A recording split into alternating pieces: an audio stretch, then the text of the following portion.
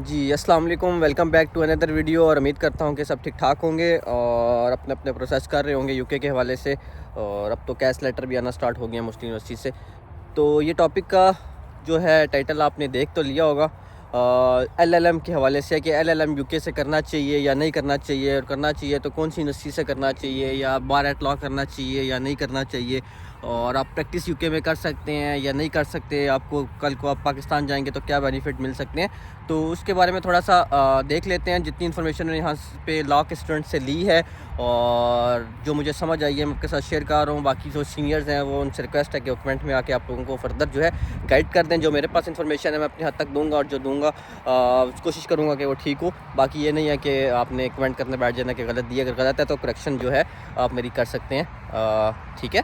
और अगर अभी तक चैनल को सब्सक्राइब नहीं किया तो आप चैनल को सब्सक्राइब कर दें और बेल आइकन को भी प्रेस कर दें। वैसे मैं रिक्वेस्ट करता नहीं होता, काफ़ी अरसे बात कर रहा हूँ, तो पॉसिबल हो तो कर दें, ठीक है।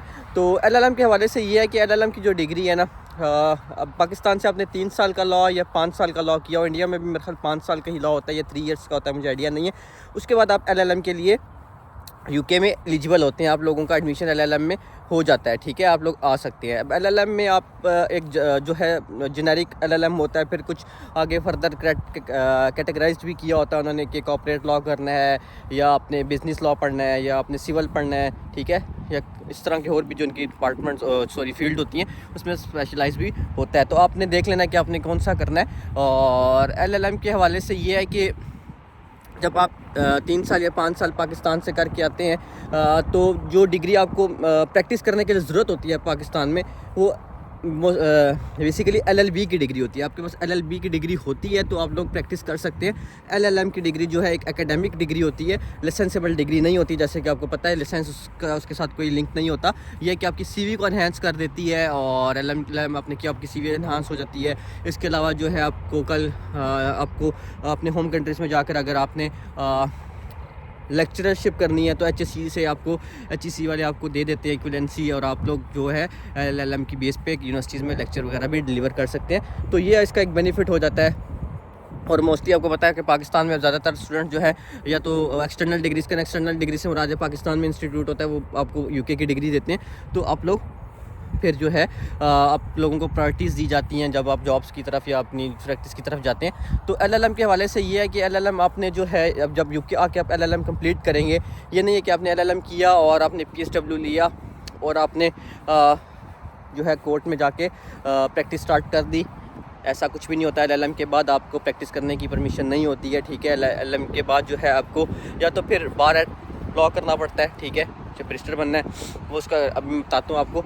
उसके पहले आपको ना कन्वर्जन चाहिए होती है, ठीक है।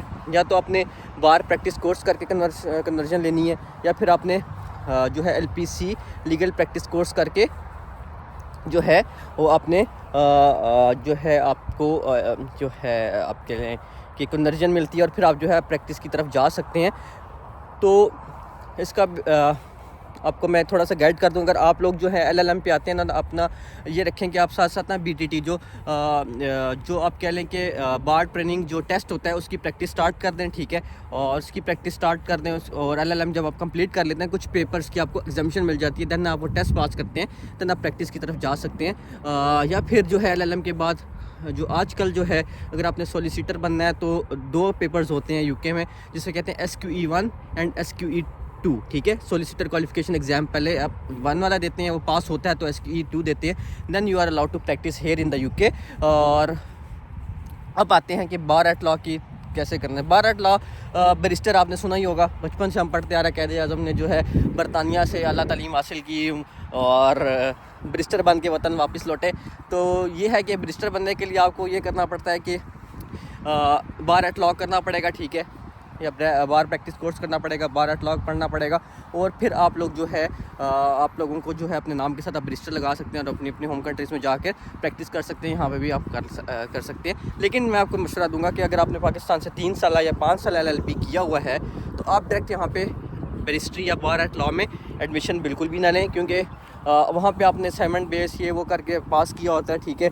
और यहाँ पे आप जब आते हैं ना, नॉट इजी, ठीक है। बार एट लॉ मुश्किल डिग्री होती है, प्रैक्टिसेबल डिग्री होती है, ठीक है, अच्छी आपकी इंग्लिश होनी चाहिए और सब कुछ, उसके बाद आप जो है इस तरफ जा सकते हैं। तो मेरा मशवरा यही है कि अगर आप लोग LLM यहाँ से करें, ठीक है, यहाँ पे जब आप आ जाएंगे, यहाँ पे कल्चर जो है उसके साथ जेलअप हो जाएंगे और जो है आपकी यूनिवर्सिटी के साथ अच्छी कोऑर्डिनेशन हो जाएगी और फिर आपको थोड़ा सा यहाँ का कल्चरल एजुकेशनल कल्चरल इन्वायरमेंट है वो जो है आपके साथ फेमिलियर हो जाएगा।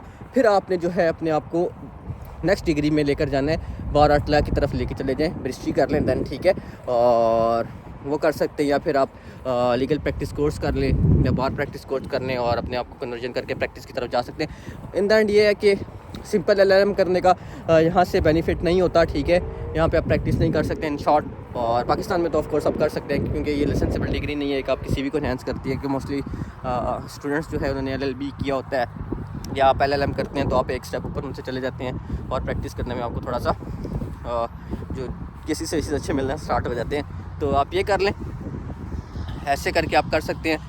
और उम्मीद है कि थोड़ी बहुत जो है समझ आई होगी। क्वेरीज़ आपकी काफ़ी ज़्यादा आती हैं कि LLM करके हम सोलिसिटर बन सकते हैं, यहाँ पे प्रैक्टिस कर सकते हैं, तो नहीं कर सकते। और बाकी है कि आप LLM करके यहाँ पे क्या कर सकते हैं, अगर आप अपने दूसरे ऑप्शंस की तरफ नहीं जाना है तो अगर आपने LLM करके यहाँ पर करना है तो आप फिर जो कंपनीज़ होती हैं वहाँ पे एज अ कंप्लाइंस ऑफिसर काम कर सकते हैं या पैरालीगल जो स्टाफ होता है उसके तौर पे काम कर सकते हैं। अदर दैन कोई ऑप्शंस मौजूद नहीं होते, ठीक है। तो उम्मीद है कि सब जो क्वेरीज़ हैं आपकी इसमें मैंने कवर अप कर दी होंगी। मिलते हैं किसी नेक्स्ट वीडियो में, तब तक के लिए अपना ख्याल रखें। अल्लाह हाफिज़।